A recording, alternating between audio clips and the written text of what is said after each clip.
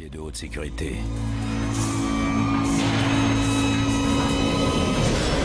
Je me suis retrouvé au milieu de violeurs, de meurtriers et de violents criminels.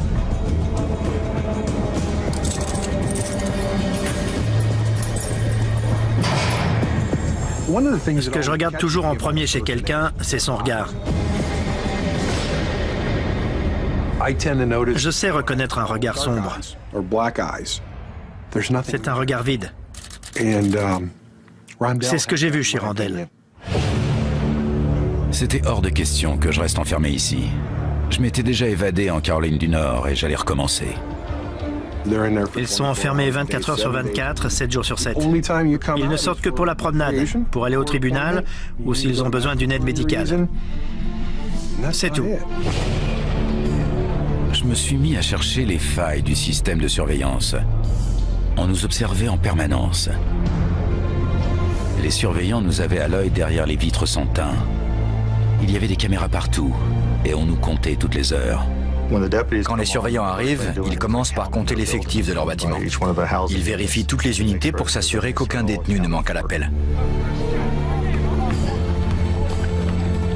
Même à l'extérieur, dans la cour, les caméras couvraient toute la zone et les sentinelles ne nous quittaient pas des yeux.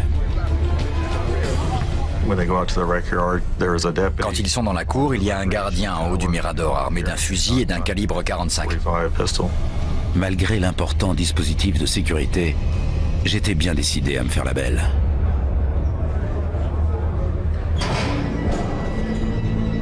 J'ai demandé aux autres prisonniers s'ils connaissaient le point faible de la prison. On m'a dit qu'un type avait déjà échafaudé un plan. Il s'appelait Levi Taylor.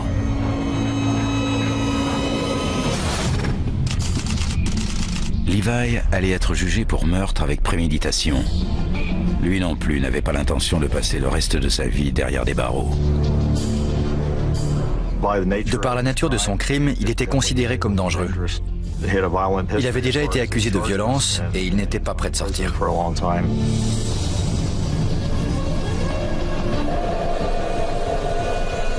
J'ai attendu le bon moment.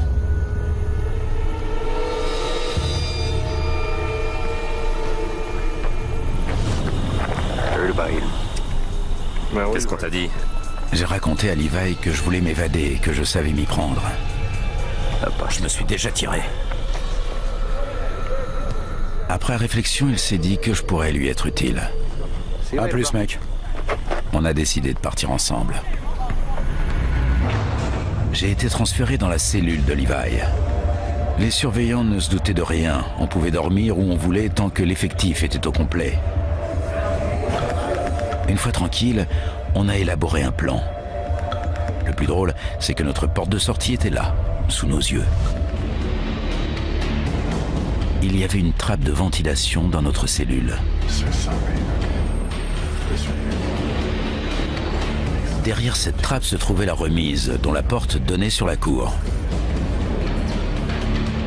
Si on arrivait à atteindre cette porte via la ventilation, on pouvait sortir et franchir la clôture.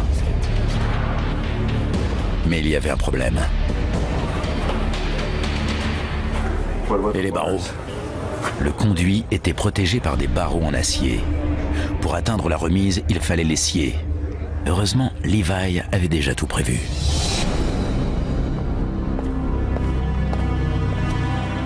Plusieurs années auparavant, un autre détenu avait fait entrer une lame de scie à métaux qu'il avait cachée dans un livre de la bibliothèque. Levi se l'était procuré et nous allions nous en servir pour scier les barreaux. Le soir, on a attendu que le surveillant ait fini de nous compter et on s'est mis au boulot. On avait 1 heure avant la ronde suivante. On comptait les détenus de la même manière dans tout l'établissement, pour s'assurer qu'ils étaient bien tous là. Mais les prisonniers savaient très bien quand est-ce qu'on le faisait. Allez, on y va. Pour atteindre les barreaux, il fallait d'abord enlever la grille. Il fallait donc commencer par la dévisser.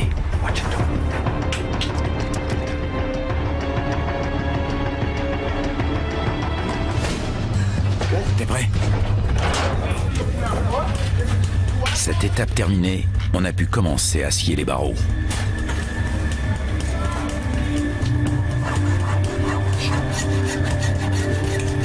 Dès que je m'y suis attelé, j'ai compris qu'on n'était pas au bout de nos peines. Les barreaux étaient en acier trempé. J'avais beau m'acharner dessus, la lame ne suffisait pas.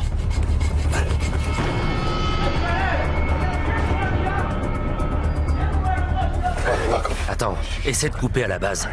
Au lieu de scier les barreaux, j'ai tenté de couper le montant sur lequel ils étaient fixés. Ça marche. L'acier des montants était moins résistant et se laissait entamer par la lame. Notre plan pouvait enfin avancer. J'ai continué jusqu'à ce que le silence me force à m'arrêter. Ça suffit pour aujourd'hui. On continuera demain. J'ai remis la grille de la ventilation en place.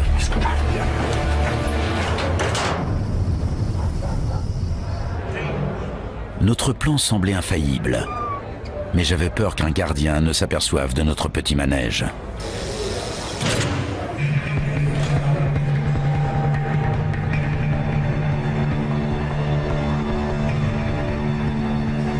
S'il procédait à une fouille, notre évasion tomberait à l'eau. Heureusement, les gardiens n'ont rien remarqué. On faisait la même chose toutes les nuits. On attendait le départ des gardiens. Ok. Et on sciait les barreaux. Surveille. Certaines nuits, le silence était tel qu'on ne pouvait pas travailler plus de quelques minutes. Les nuits plus animées nous permettaient de scier plus longtemps.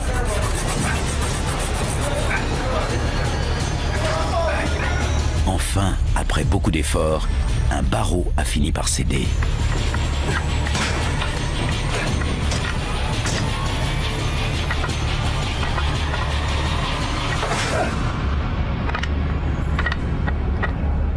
On savait qu'en passant par la remise, le plan marcherait. Maintenant, il fallait qu'on réfléchisse à ce qu'on ferait une fois dehors. Bon, Levi, voilà le plan. Pour atteindre la clôture, il fallait qu'on traverse la cour. On savait qu'il n'y avait personne dans les miradors la nuit, mais il y avait les caméras. C'était un risque qu'il fallait prendre. La clôture posait davantage de problèmes, on ne pouvait pas la couper. Il fallait qu'on franchisse le fil de fer barbelé.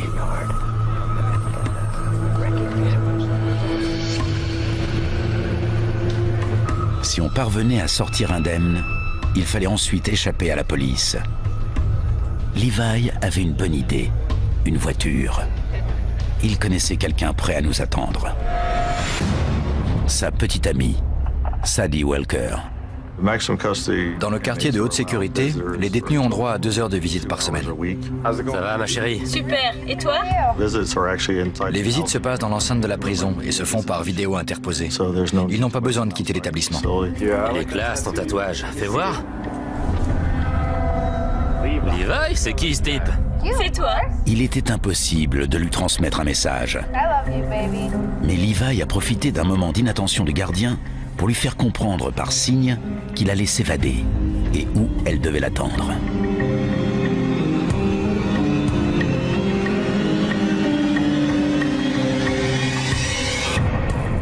Faut que j'y aille.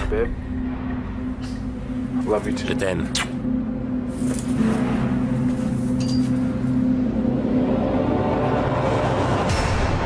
Pendant les semaines qui ont suivi, on s'est préparé pour l'évasion. On a récupéré des sacs poubelles et des vieux journaux pour mettre à notre place dans le lit. C'était un moyen de tromper les gardiens et de nous faire gagner du temps. On a ensuite teint nos caleçons avec de l'encre de stylo pour les faire passer pour des shorts. Une fois de l'autre côté de la clôture, on devait se débarrasser de nos tenues oranges et se faire passer pour des joggers.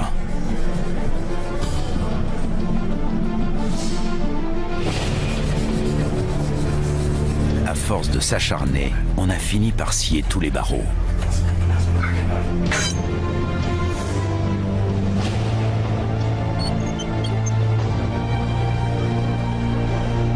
J'ai peu dormi ce soir-là. C'était la veille de notre évasion.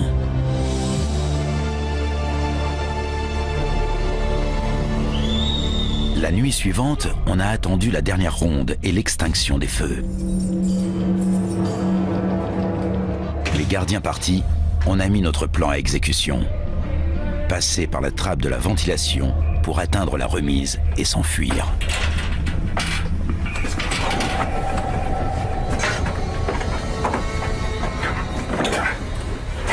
Allez, on se tire.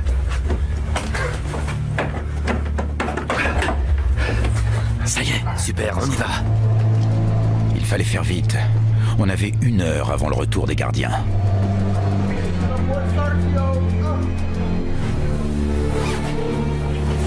J'ai passé la tête dans le trou et j'ai grimpé. Mais une fois à l'intérieur, j'ai réalisé qu'il y avait un gros problème.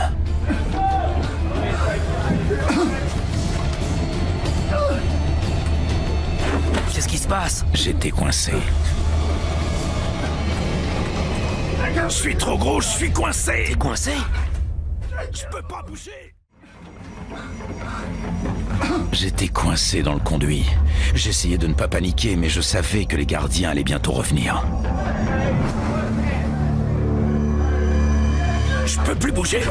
Allez, Aide-moi. fais un effort. Mais Levi m'a tiré. Sors-moi de là.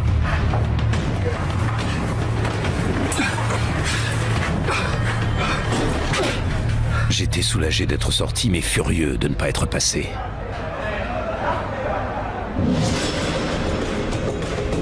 On ne pouvait pas abandonner pour autant. Il fallait qu'on sache ce qui se trouvait de l'autre côté. Levi a tenté le coup. Avec 20 kilos de moins, il avait une chance de passer. Vas-y, vas-y.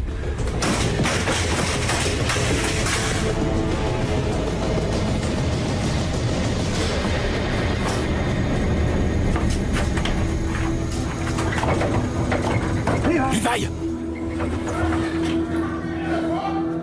Levi!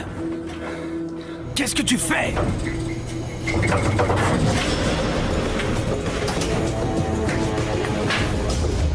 Qu'est-ce que tu fais? La porte était verrouillée. C'était la douche froide.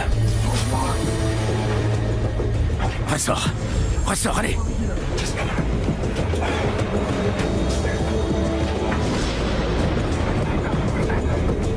Il fallait qu'on ouvre la porte de la remise, c'était notre seule issue.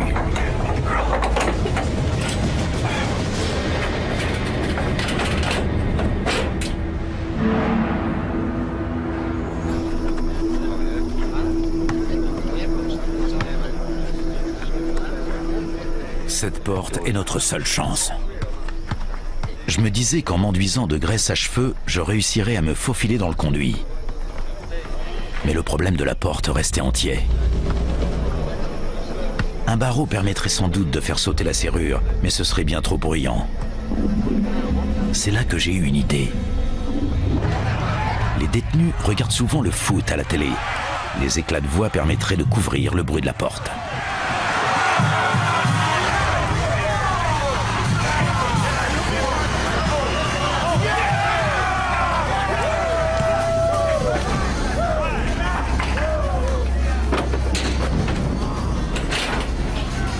C'était risqué d'agir en présence de nos co-détenus, mais on n'avait pas le choix.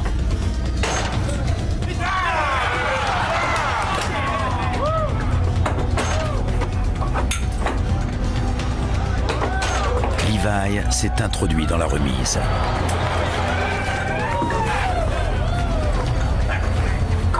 Je lui ai passé un des barreaux pour faire sauter la serrure.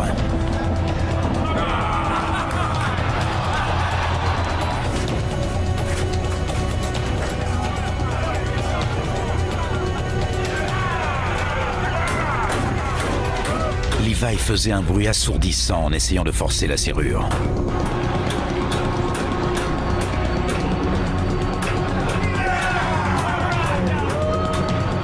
Tu fais trop de bruit. Mais il devait continuer.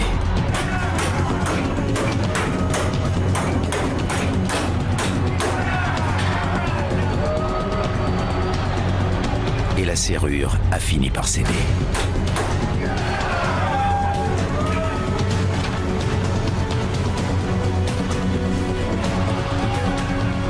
Si j'arrivais à me faufiler dans ce conduit, j'avais une chance de retrouver ma liberté.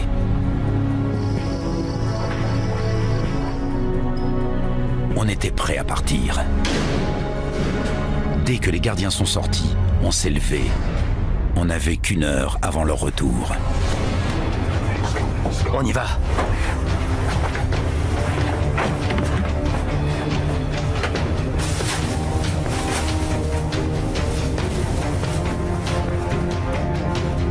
On a rempli nos sacs de journaux pour faire croire qu'on était sous les draps.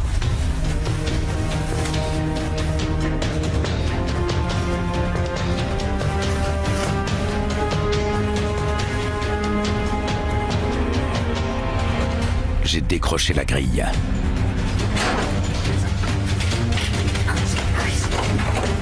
Ensuite, on a enlevé les barreaux.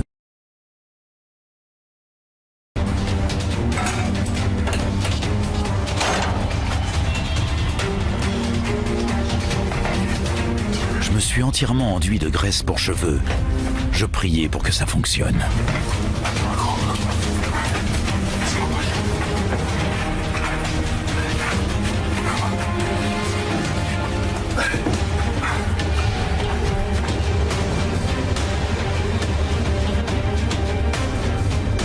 La graisse a été très efficace et j'ai réussi à me glisser dans le conduit. Tiens, prends ça. Donne!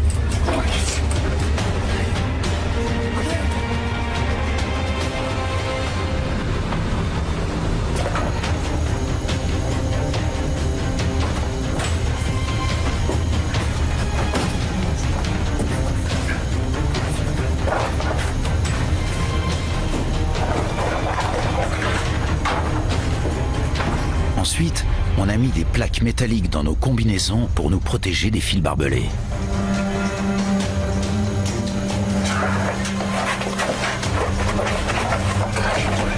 Serre bien. C'est bon? On y va. Attends.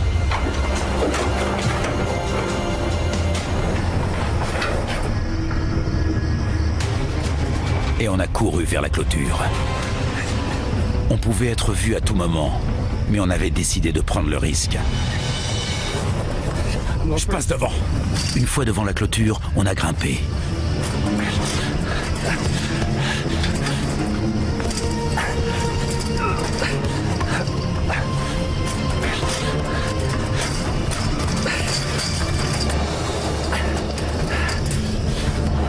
J'ai posé un drap sur les barbelés.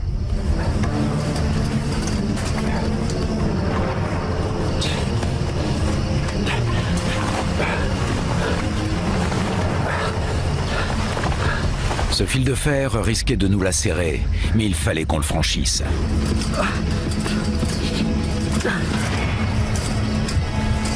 Au sommet de cette clôture, j'étais facilement repérable.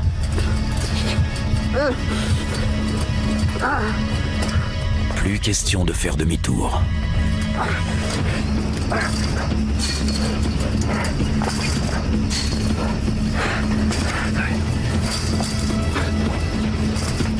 Une fois de l'autre côté, Levi m'a suivi.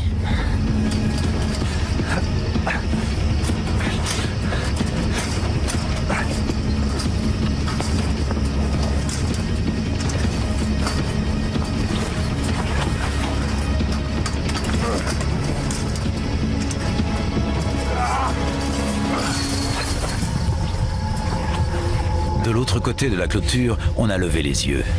Regarde ce que t'as laissé. Regarde. Le drap était accroché au barbelé. Sans cette protection pour passer la seconde clôture, on risquait de finir en lambeaux. Alors on s'est mis à creuser. Allez, creuse. Creuse. Encore.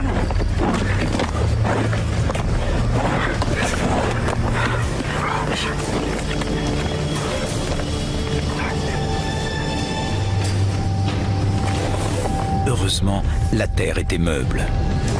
En quelques minutes, on avait creusé un trou suffisamment profond pour passer.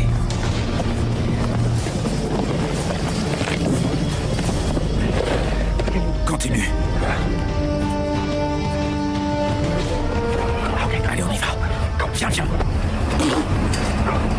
Vas-y, traîne pas. Allez, allez.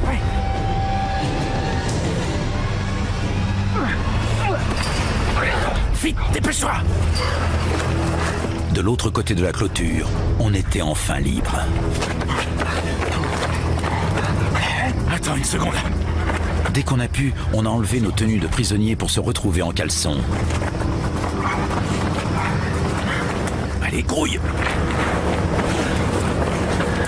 Faut se manier. On est parti vers le nord, en espérant retrouver Sadie. Vas-y, fonce.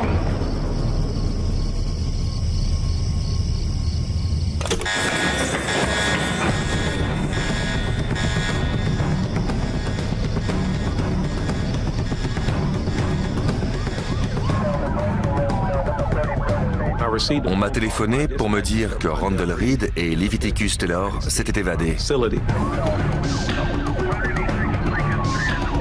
Je me posais des milliers de questions. Comment ont-ils réussi à sortir? Où sont-ils partis? Qui doit les aider? On a déclaré à toutes les forces de police des environs que 2 détenus très dangereux s'étaient évadés de notre établissement.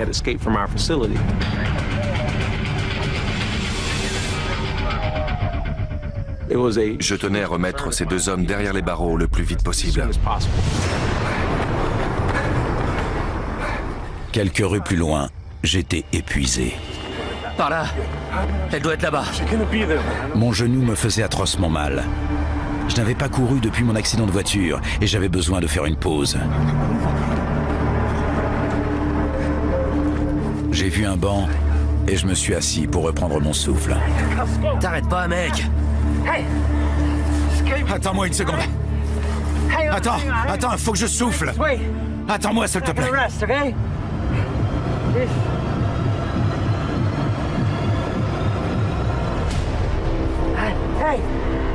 Levi! Levi! Levi me laissait tomber, ce qui rendait mon évasion d'Indian River beaucoup plus compliquée. Levi! Levi!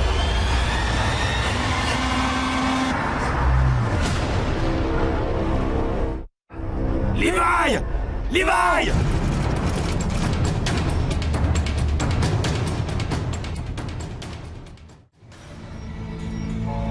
Levi m'avait abandonné. Sans la voiture de sa petite amie qui devait l'attendre, il ne me restait plus qu'à marcher. Je suis tombé sur une voie ferrée et j'ai suivi les rails vers le nord. Ma douleur au genou était insupportable. Je trébuchais à chaque pas. Mais je ne pensais qu'à une chose. Avancer. Je savais que toute la police du comté était à mes trousses.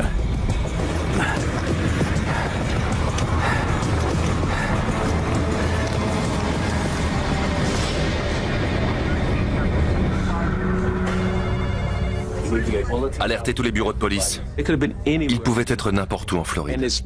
C'était très difficile de savoir quelle direction ils avaient prise. Ça donne quoi? Je pense qu'ils sont partis vers le nord. On sait d'expérience qu'avant de s'évader, les détenus contactent quelqu'un de l'extérieur. Ils ne veulent pas risquer de se retrouver seuls une fois dehors. J'ai jeté un œil au parloir de Leviticus Taylor et j'ai vu que le nom de Sadie Walker apparaissait souvent.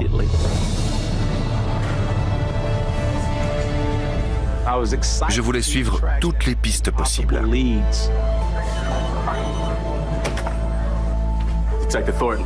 C'est là que j'ai reçu un appel de la police de Stewart qui avait été en contact avec Sadie Walker. Un agent de police avait arrêté une voiture dont le feu arrière était cassé. L'officier avait remarqué qu'elle avait le nom de Levi tatoué à l'œil gauche.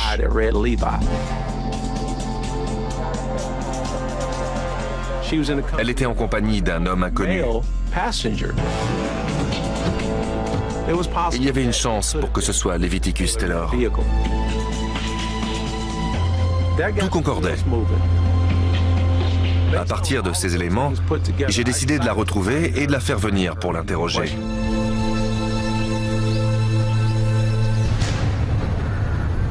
Au lever du jour, j'ai trouvé une maison abandonnée.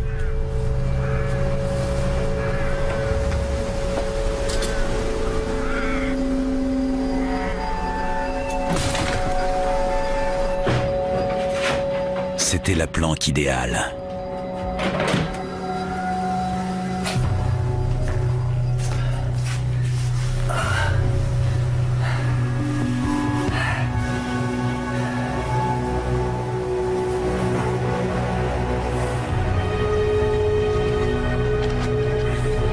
J'étais épuisé. Tandis que je me reposais, je savais que la chasse à l'homme s'intensifiait et je ne savais pas si Levi avait été arrêté.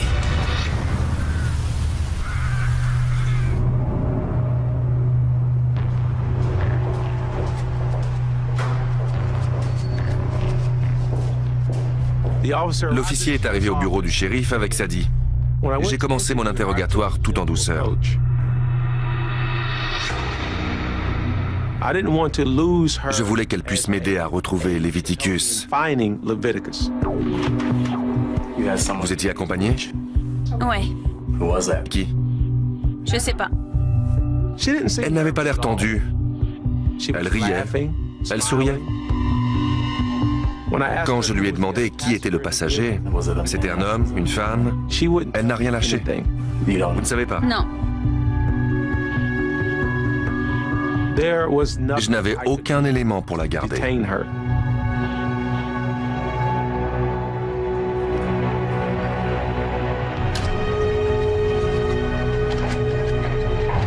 Je n'étais pas très satisfait de la voir partir. J'étais persuadé qu'elle savait où il était.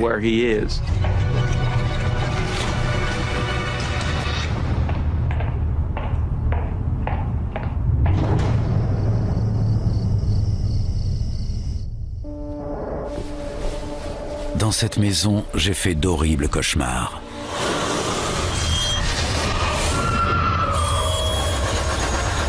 Je revoyais la prison. Je me revoyais m'évader.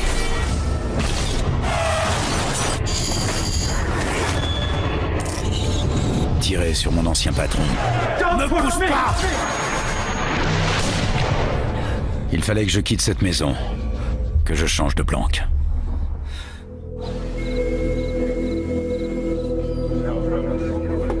Ok, d'accord.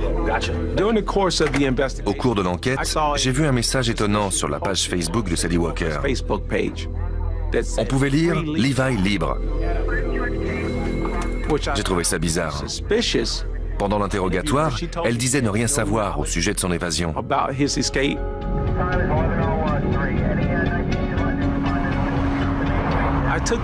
Pour moi, c'était sa façon de fêter sa liberté.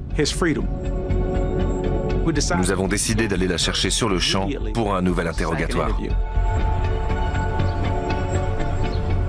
Quand je me suis garé devant chez elle, elle était sur le point de prendre sa voiture, un sac à la main.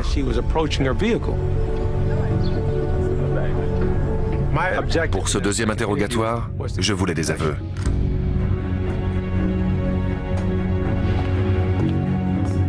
Je n'avais plus qu'une seule idée en tête. Trouver Leviticus Taylor et faire parler Sadie. Qu'est-ce qu'elle faisait avec ce sac? Où allait-elle? Où vouliez-vous aller? J'ai commencé à devenir insistant. Où alliez-vous? Loin d'ici. Je me suis rapproché d'elle. Je sentais qu'en lui mettant la pression, elle allait craquer. C'est pas ce que je veux entendre. Elle a commencé à lâcher des bribes d'informations.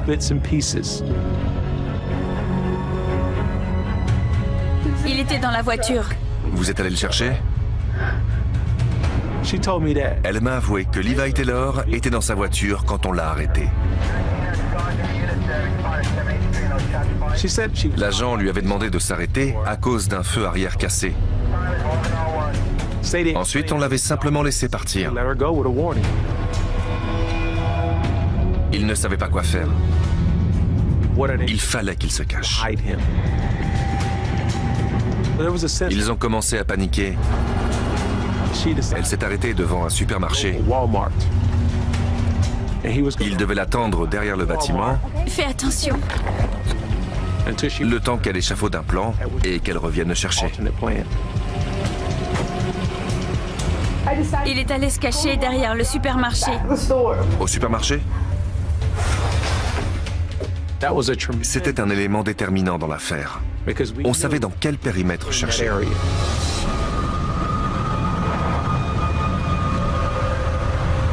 On est tout de suite parti au supermarché. J'ai reçu un message radio. Je crois qu'on le tient. L'agent d'ORT me disait « Bill, je crois qu'on le tient ».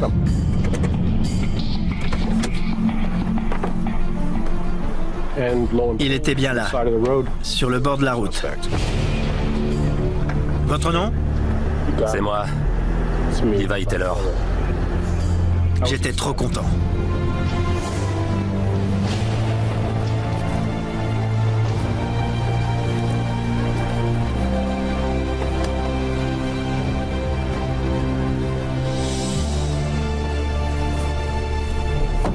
J'étais aux anges. J'éprouvais une sensation de soulagement incroyable. Ça faisait longtemps que je m'étais pas senti aussi bien.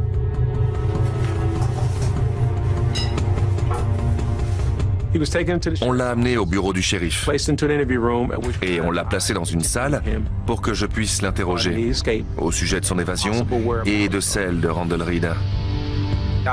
Pour moi, l'évadé le plus dangereux courait toujours.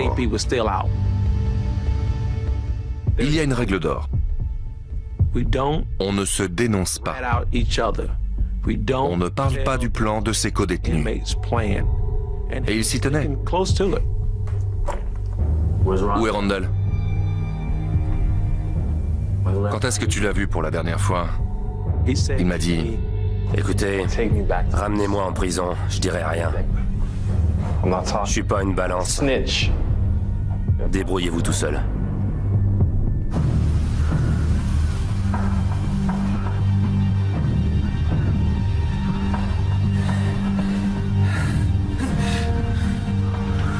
C'était déjà l'après-midi quand je me suis réveillé. Je m'en voulais d'être encore si près de la prison. Tous les muscles de mon corps me faisaient souffrir, mais il fallait que j'y aille.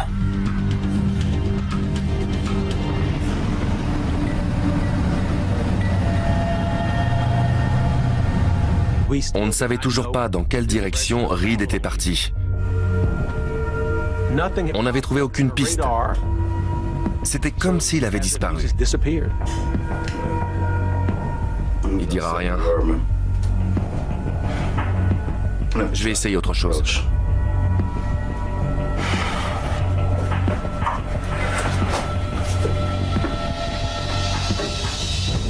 Je lui ai demandé s'il avait faim, s'il voulait manger quelque chose. On sait tous que la nourriture peut parfois délier les langues.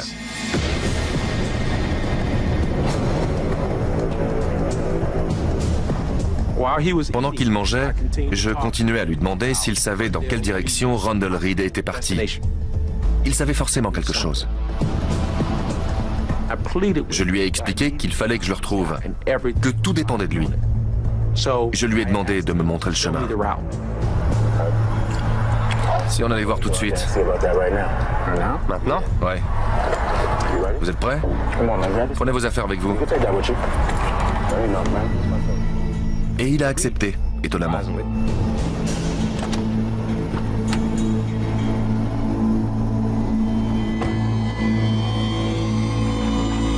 On a suivi la route qu'ils avaient prise.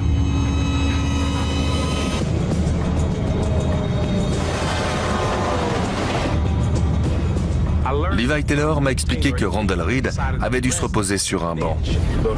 À gauche, on devrait voir un banc. Et voilà. D'après lui, Randall Reed était encore dans le quartier. Vous êtes sûr? J'en suis certain. C'était un moment charnière de l'enquête.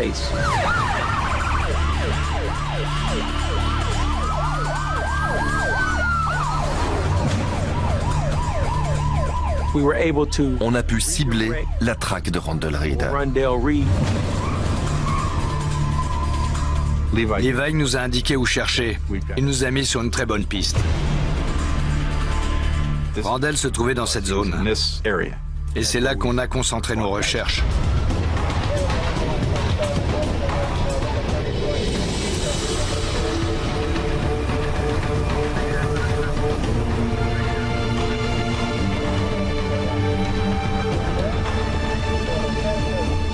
On était déçus. Ça n'avait rien donné. La seule chose qu'on savait, c'était l'endroit où Levi l'avait laissé. On n'avait aucune idée d'où il se cachait. C'était comme s'il avait disparu. Il s'était évaporé.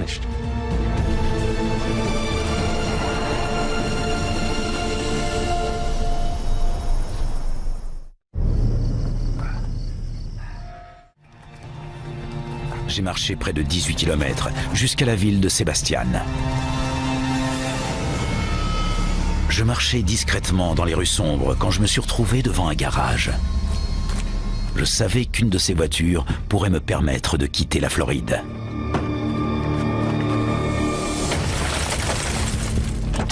Je me suis coupé la main en brisant la vitre, mais je m'en moquais. C'était une mine d'or à l'intérieur. J'avais trouvé 20 $ et je me sentais riche. J'ai enfilé un pantalon qui traînait et tenté de démarrer le véhicule. Sans succès. Du coup, je suis parti.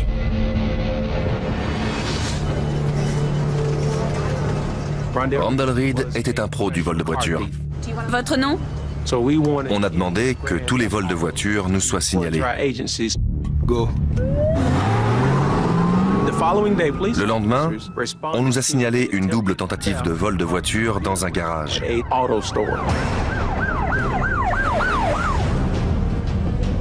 On était sur la bonne piste. D'accord.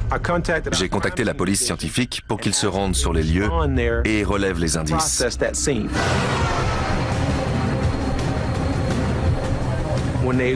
À leur arrivée, un des agents a remarqué des traces de sang sur le volant. Vous avez quelque chose? Oui, on a du sang. Envoyez-le rapidement au labo. L'analyse ADN du sang a confirmé que Randall Reed avait essayé de voler ses voitures. C'était une indication déterminante. On savait qu'il était dans les parages et qu'il cherchait une voiture. J'ai suivi la voie ferrée jusqu'à ce que je trouve une autre maison abandonnée. J'étais caché à l'intérieur en attendant la nuit, quand soudain une opportunité s'est présentée. Un homme venait de sortir de sa voiture en laissant les clés sur le contact.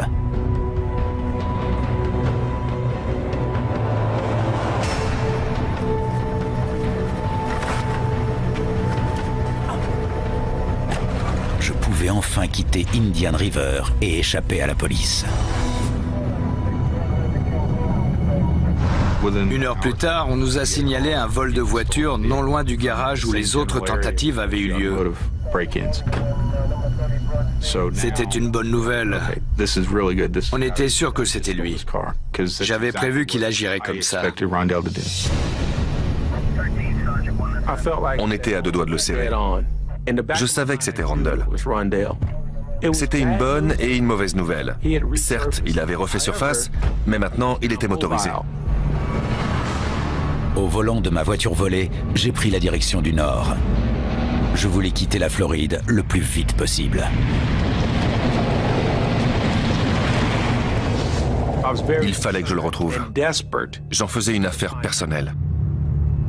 On avait enfin retrouvé sa trace, mais il risquait de faire beaucoup de mal autour de lui en voulant fuir les forces de l'ordre. Dans ce genre de situation, ces gars n'ont plus rien à perdre. J'ai roulé pendant des heures, mais à hauteur de Knoxville, le niveau dans le réservoir commençait à baisser. Je me suis dirigé vers le centre. Il fallait que je change de voiture ou que je trouve du fric. Par chance, j'ai trouvé une proie facile, une femme seule.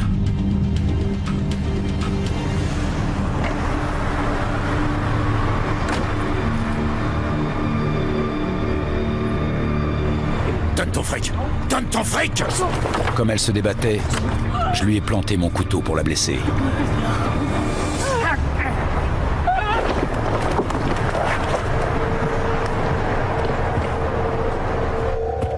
J'avais récupéré 150 $. Le jackpot. J'ai rapidement pu reprendre l'autoroute en direction du nord. On a transmis nos informations à tous les bureaux de police. Il est armé et dangereux. J'ai roulé pendant des heures en traversant les États, les uns après les autres. Dans l'Ohio, je pensais que la police avait perdu ma trace.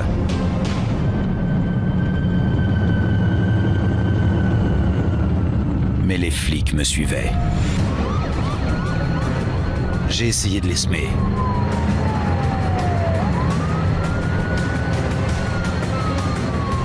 J'ai perdu la partie dans un virage, avec un nouvel accident.